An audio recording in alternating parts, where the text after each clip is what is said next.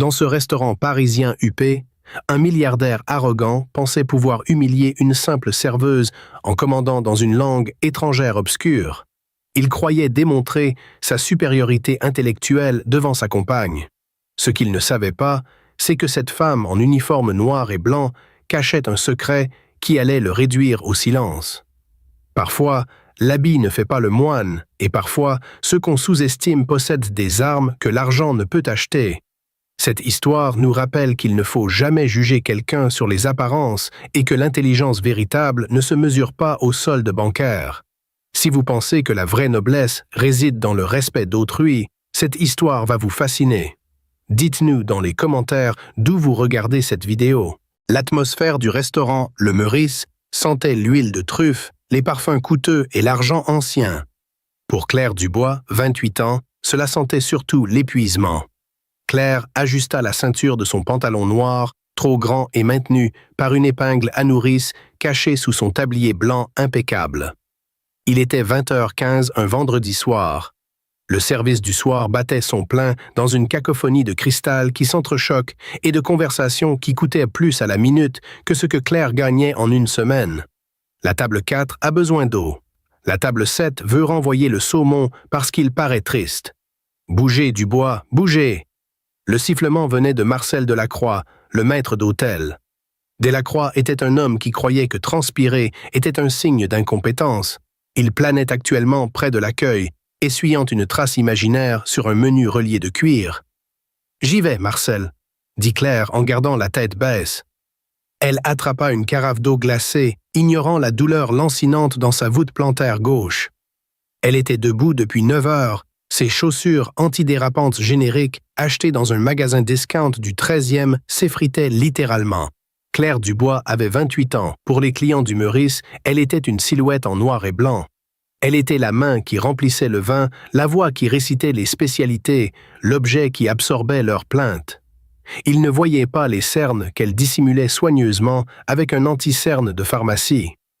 Ils ne savaient certainement pas qu'il y a 4 ans, Claire était doctorante en linguistique comparée à Sciences Po, l'une des étudiantes les plus brillantes de sa promotion avant que l'appel téléphonique n'arrive. L'accident, l'AVC de son père, les factures médicales qui avaient englouti leurs économies comme un gouffre. Elle avait quitté Paris du jour au lendemain. Elle avait troqué la bibliothèque contre le plateau, l'amphithéâtre contre la salle à manger bruyante. Elle faisait ce qu'elle devait faire pour maintenir son père dans la maison de soins spécialisée en banlieue. « Dubois !»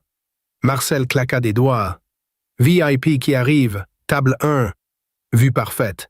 Ne gâchez pas tout. » Claire regarda vers les lourdes portes de chêne. L'hôte d'accueil, un adolescent tremblant nommé Kevin, s'inclinait discrètement pendant qu'un couple entrait. L'homme marchait en premier, ce qui en disait long sur lui. Il était grand, portant un costume sur mesure bleu marine qui lui allait un peu trop serré aux épaules, comme pour souligner sa routine de gym. Il avait le genre de visage beau dans les magazines mais cruel en mouvement, mâchoire tranchante, yeux qui balayaient à la salle pour voir qui le regardait. C'était Olivier Monclerc. Claire reconnaissait le nom sur les reçus de cartes de crédit.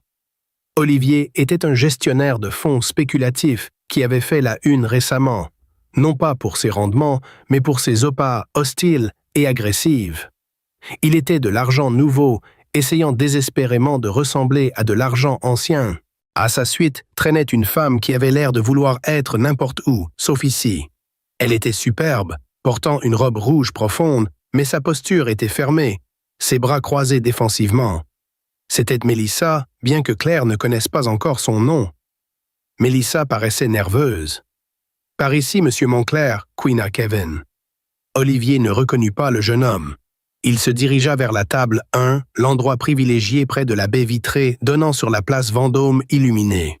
Il s'assit, écartant largement les jambes, s'appropriant l'espace. Claire prit une inspiration profonde. Elle lissa son tablier. « Termine juste le service », se dit-elle. « Le loyer est dû mardi. Papa a besoin de sa kinésithérapie. » Elle se dirigea vers la table, son visage composé dans le masque de servilité plaisante qu'elle portait comme une armure. « Bonsoir, » dit Claire, sa voix douce et professionnelle. « Bienvenue au Meurice, je m'appelle Claire et je vais m'occuper de vous ce soir. » Olivier ne leva pas les yeux. Il était occupé à inspecter l'argenterie, retournant une fourchette dans la lumière pour vérifier les traces 16. « Eau gazeuse », dit Olivier à la fourchette, « et apportez la carte des vins, la carte de réserve, pas celle que vous donnez aux touristes. »« Bien sûr, monsieur, » dit Claire. Elle jeta un regard à la femme. « Et pour vous, mademoiselle ?» Mélissa offrit un petit sourire d'excuse. « Juste de l'eau plate, s'il vous plaît. »« Merci. » Olivier leva finalement les yeux, son regard se posa sur Claire, il ne regarda pas son visage. Il regarda ses chaussures bon marché, puis remonta vers ses mains, rouges d'avoir manipulé des assiettes chaudes. Un rictus tordit ses lèvres. Il avait identifié son statut dans la hiérarchie de son monde. 0. « Attendez, » dit Olivier juste au moment où Claire se tournait pour partir. « Oui, monsieur ?» « Assurez-vous que le verre soit vraiment propre cette fois, » dit-il assez fort pour que la table voisine l'entende. « La dernière fois que je suis venu ici, les verres étaient embués. C'est difficile d'avoir du bon personnel de nos jours, n'est-ce pas ?» Claire sentit une bouffée de chaleur monter dans son cou, mais elle força son expression à rester neutre. « Je vérifierai personnellement les verres, monsieur. »« Vous ferez ça ?» Il la congédia d'un geste de la main, comme on chasse une mouche. En s'éloignant, elle l'entendit rire, un son sec et aboyant. Il se pencha vers Mélissa.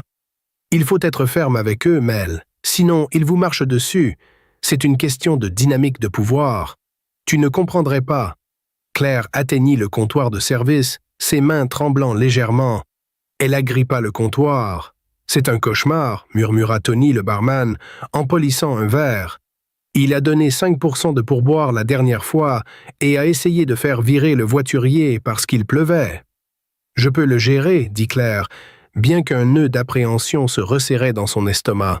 Elle avait eu affaire à des clients grossiers avant, mais il y avait quelque chose chez Olivier Monclerc, un éclat prédateur dans les yeux qui suggérait qu'il s'ennuyait. Et les hommes comme Olivier Monclerc, quand ils s'ennuient, aiment jouer avec les gens qu'ils considèrent comme leurs inférieurs. 20 minutes plus tard, l'atmosphère à la table 1 était passée de tendue à suffocante.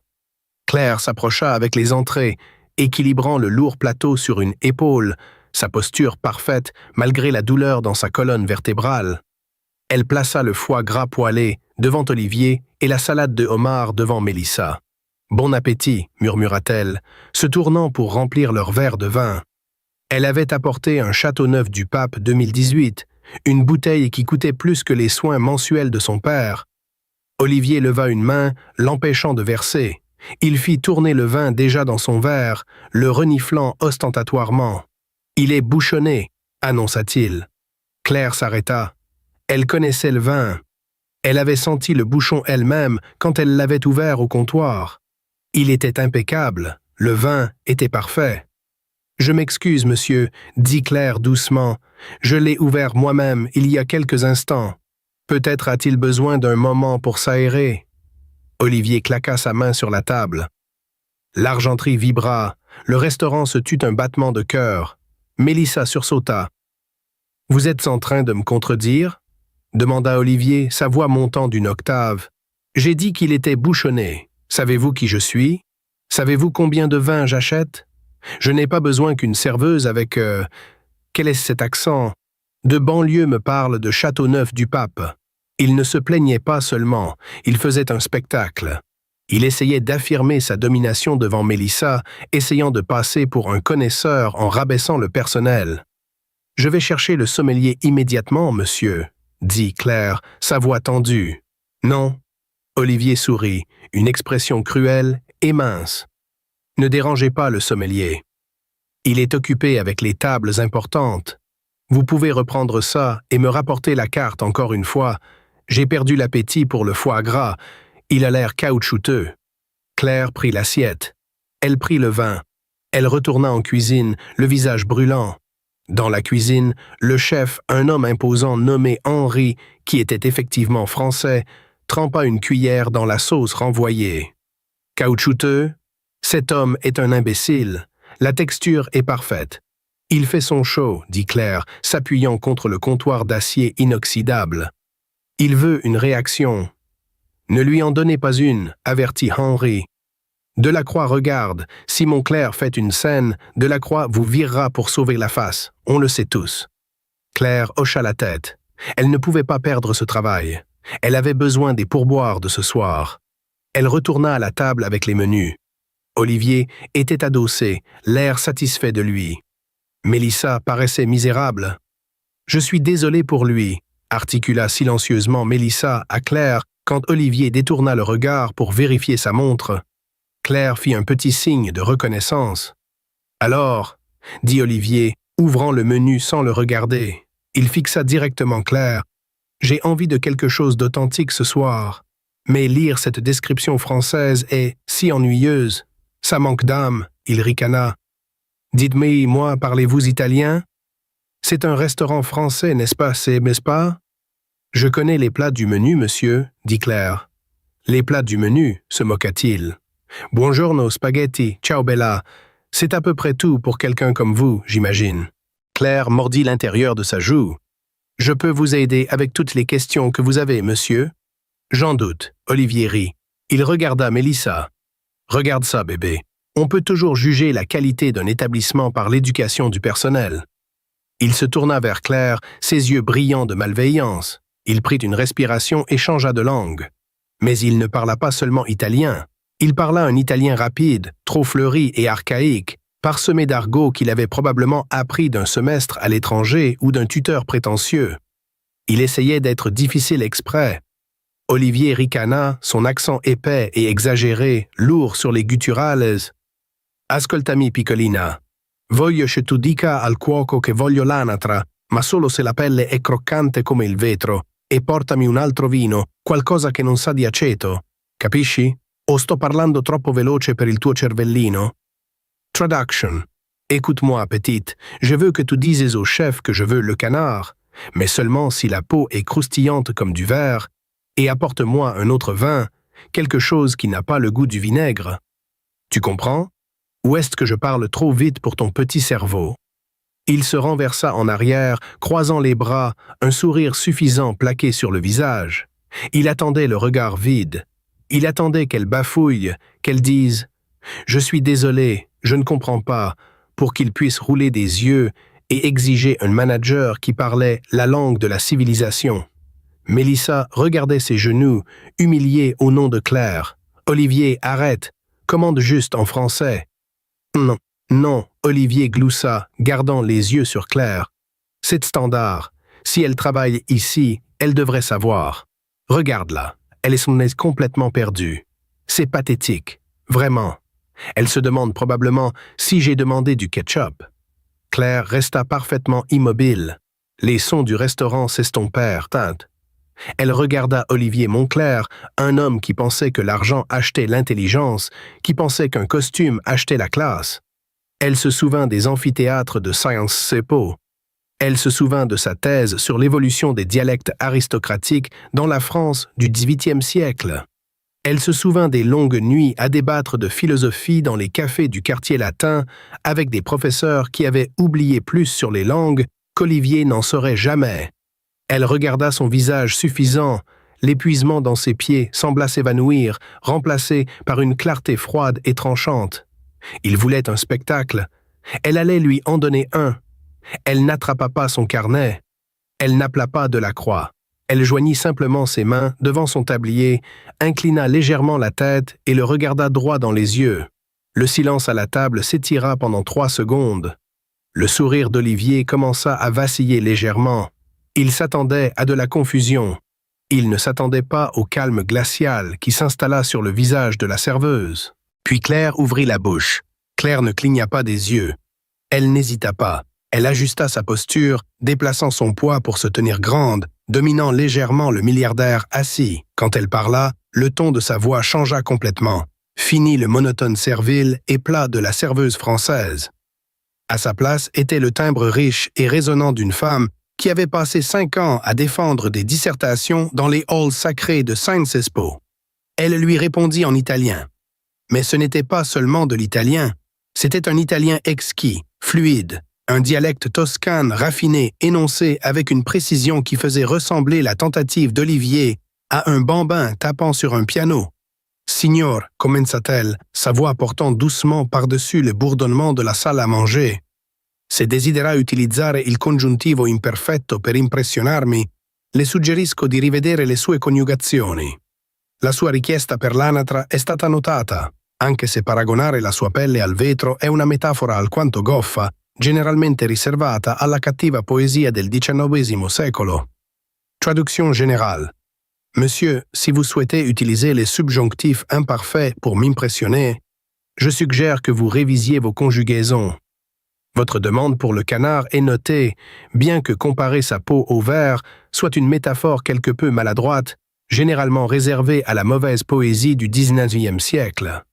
Olivier se figea, la fourchette qu'il tenait resta suspendue à mi-chemin de sa bouche. Sa bouche était légèrement ouverte, il comprenait peut-être la moitié de ce qu'elle disait, mais le ton, le poids écrasant indéniable de la supériorité intellectuelle était universel. Claire n'avait pas terminé. Elle tourna son regard vers le verre de vin qu'il avait rejeté, son expression passant à une pitié académique polie. Quant au Alvino, continua-t-elle, ralentissant légèrement comme si elle parlait à un enfant lent. Non è aceto, è un Châteauneuf du Pape 2018. L'acidità che percepisce è la firma di tannini giovani che richiedono un palato educato per essere apprezzati. Se questo è troppo complesso per lei, sarei lieta di portarle un merlot dolce, qualcosa di più semplice per abbinare i suoi gusti. Traduction. Quant au vin, ce n'est pas du vinaigre, c'est un Châteauneuf du Pape 2018. L'acidité que vous détectez est la signature de jeunes tannins qui nécessitent un palais éduqué pour être appréciés. Si c'est trop complexe pour vous, je serais ravi de vous apporter un merlot doux, quelque chose de plus simple pour correspondre à vos goûts. Le silence qui suivit fut absolu, c'était un silence lourd, physique. À la table suivante, un gentleman aux cheveux argentés baissa son journal. Le serveur se figea avec une carafe d'eau. Même Delacroix, le maître d'hôtel, arrêta de polir ses menus à 6 mètres de là, sentant une perturbation dans le champ de force de la salle à manger. Le visage d'Olivier Moncler vira à un violet violent. Il avait l'air d'avoir été giflé. Son cerveau se démena pour traiter le renversement. Le script avait été retourné. Il était le maître, elle était la servante. Mais en l'espace de 30 secondes, utilisant l'arme même avec laquelle il avait essayé de la matraquer, la langue, elle l'avait déshabillée. Il ouvrit la bouche pour répliquer, pour crier, pour la virer. Mais il ne trouvait pas les mots italiens, et repasser au français maintenant serait un aveu de défaite. Il avait commencé ce jeu. Il ne pouvait pas soudainement retourner l'échiquier juste parce qu'il perdait. Puis un son brisa la tension. Un petit gloussement bref. Il venait de Mélissa. Elle plaqua immédiatement une main sur sa bouche, ses yeux s'écarquillant d'horreur face à sa propre réaction. Mais le mal était fait. Elle regarda Olivier, puis Claire, et pour la première fois de toute la soirée, ses yeux étaient vivants. Elle ne regardait plus une serveuse, elle regardait une héroïne. Olivier balbutia. Tu... Claire offrit un sourire qui n'atteignait pas ses yeux, un sourire terriblement poli. Elle repassait au français sans effort. « Je vais commander le canard pour vous, monsieur, et j'apporterai le merlot. Je pense que vous le trouverez beaucoup plus facile à avaler. » Elle fit un petit signe distinct à Mélissa. « Mademoiselle ?» Avec un pivot aussi net qu'un demi-tour militaire, Claire s'éloigna de la table. Elle ne se dépêcha pas. Elle marcha la tête haute, le plateau sous le bras, laissant Olivier Moncler se noyer dans son propre embarras, tandis que le fantôme de son italien parfait s'attardait dans l'air comme de la fumée. En atteignant la sécurité du couloir de service, l'adrénaline qui l'avait maintenue droite disparut soudainement, ses genoux fléchirent, elle agrippa le bord du comptoir de granit du poste de service, sa respiration venant par halètements courts et saccadés. Ses mains tremblaient si fort que les verres à vin vides sur son plateau s'entrechoquaient. « Qu'est-ce que j'ai fait ?» La pensée s'écrasa dans son esprit. « Je viens d'insulter un VIP, je viens d'humilier un homme qui pourrait acheter cet immeuble. Je vais être viré, je vais perdre l'appartement, les médicaments de papa. » La réalité de sa précarité financière revint plus froide et plus dure qu'avant. L'orgueil ne payait pas les factures, la conjugaison supérieure ne couvrait pas les frais médicaux de kinésithérapie. Dubois! La voix était un grondement sourd. C'était Marcel Delacroix. Claire ferma les yeux une seconde, puis se retourna.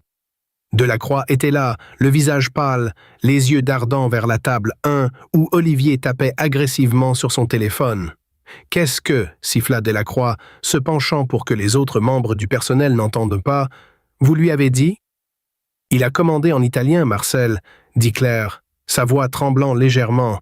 J'ai répondu en italien. Je ne parle pas italien, Dubois, mais je connais le ton d'une insulte quand je l'entends. Cet homme vaut 400 millions d'euros. Il amène des clients ici 3 fois par semaine. Delacroix passa une main dans ses cheveux clairsemés. L'avez-vous insulté? Non, dit Claire. J'ai corrigé sa grammaire et je lui ai dit que le vin était trop complexe pour lui. Delacroix la fixa pendant 1 seconde. Un éclair d'admiration traversa son visage. Il détestait Olivier aussi, mais cela fut rapidement éteint par la peur. « Vous avez une envie de mort, » murmura Delacroix. « Restez à l'arrière. N'allez plus à cette table. Envoyez Kevin. Si Montclair exige de me voir, vous êtes fini. Vous comprenez que je ne peux pas vous sauver s'il décide de faire de cela une guerre. »« Je comprends, » murmura Claire. « Allez dans la cuisine de préparation, polissez l'argenterie, restez hors de vue. » Claire hocha la tête et se retira à travers les portes battantes dans le tumulte de la cuisine principale. La chaleur la frappa comme un coup physique. Les poêles grésillaient. Les chefs criaient des commandes. La vapeur montait en épais nuages. C'était le chaos, mais c'était un chaos honnête. Elle trouva un coin près de l'évier, attrapa un panier de fourchettes et un chiffon de polissage. Alors qu'elle frottait les traces d'eau sur le métal, son esprit dériva vers une vie qui semblait appartenir à une personne différente. Pour comprendre pourquoi Claire Dubois, génie linguiste, polissait des fourchettes dans un restaurant parisien, il fallait comprendre la chute. Il y a 4 ans, Claire était assise dans un café du 6e arrondissement de Paris. La table était couverte de livres, Chomsky, Derrida, Foucault. Elle avait 24 ans, boursière intégrale, la chouchoute du département de linguistique. Elle avait un avenir qui scintillait comme de l'or. Il était question d'un poste de professeur titulaire à Genève, ou peut-être d'une bourse de recherche à Tokyo. Elle parlait 4 langues couramment et pouvait en lire 3 mortes. Elle était heureuse. Elle était en sécurité. Puis le téléphone sonna. C'était sa voisine de l'Ohio, Madame Gable. « Claire, ma chérie, c'est ton père.